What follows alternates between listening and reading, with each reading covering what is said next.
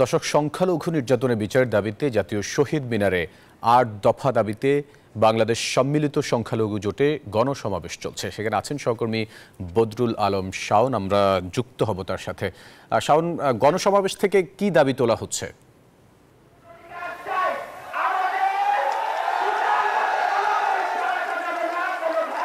ফয়সাল, বাংলাদেশ সম্মিলিত সংখ্যালঘু জোট তাদের একটি গণসমাবেশ চলছে জাতীয় শহীদ মিনারে।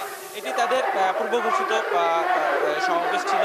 এখানে তারা দাবি করছেন মূলত স্বাধীনতার পর থেকে বিভিন্ন সময় যে সংখ্যালঘুদের উপর নির্যাতন হয়েছে সেই নির্যাতনের প্রতিবাদ সহ গত ৫ আগস্টের পর থেকে যে তারা দাবি করছেন যে গত ৫ আগস্টের পর থেকে ঢাকা সহ দেশের বিভিন্ন স্থানে সংখ্যালঘুদের বাড়িঘর লুটপাট, জ্বালাও পোড়াও, ধর্ষণ, নারীদেরকে যৌন হেনস্থা করা, এই ধরনের অভিযোগের ভিত্তিতে তারা এই বিভিন্ন সময় আন্দোলন করে আসছিল। সেই আন্দোলনের আর কি একটি ধারাবাহিক প্রক্রিয়ায় এই গণসমাবেশ রাজধানীর জাতীয় শহীদ মিনার প্রাঙ্গণে।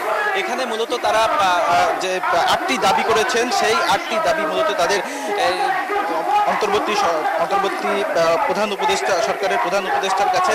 এনজিওর কিস্তি প্রথমবার বিকাশ পেমেন্ট করলেই ২০ টাকা ইনস্ট্যান্ট ক্যাশব্যাক।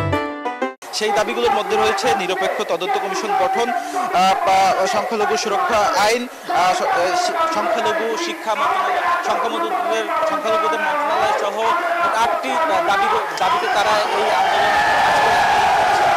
শহীদ মিনার থেকে এই আন্দোলনের এখন পর্যন্ত আমার কাছে এই ছিল সর্বশেষ সংবাদ। ফয়সাল। শাওন, আপনাকে ধন্যবাদ।